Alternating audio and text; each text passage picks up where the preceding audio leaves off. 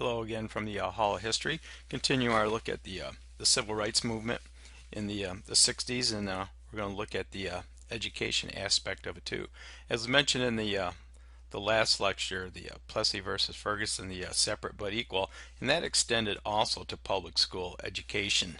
And as you can well imagine, it was anything but equal.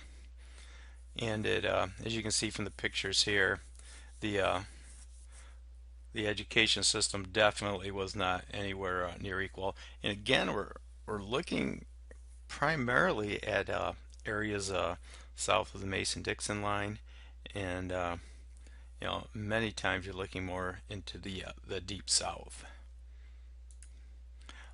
It came to really the impact was Brown versus the Board of Education to get this legally changed, and it was in 1954.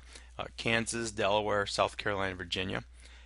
And the court ruled that students, regardless of their race, would attend the school by location and not by race. And this would started to integrate the schools.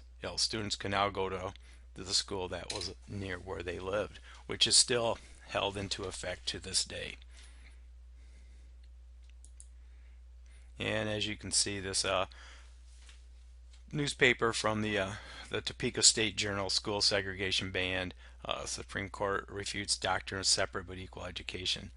And it's interesting. The quote here says, "Today, education is perhaps the most important function of state and local government." And there's still much. If you listen to the news at all, education is in the news all the time, and that really has not changed at all.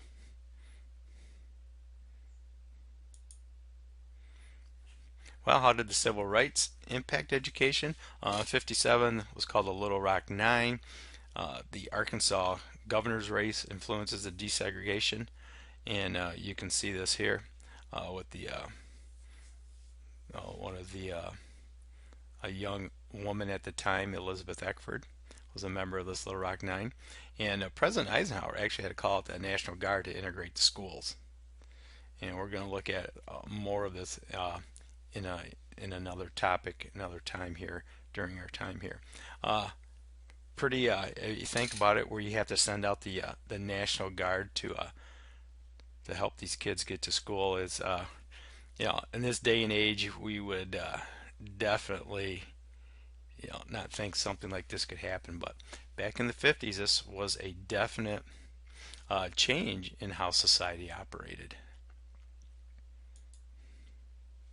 The Civil Rights Act of 57, interesting to note, the Attorney General gained the authority over all public schools, and the Attorney General could also use the National Guard to enforce integration. And again, many whites thought this was a threat to really to their way of living, and were totally against all this.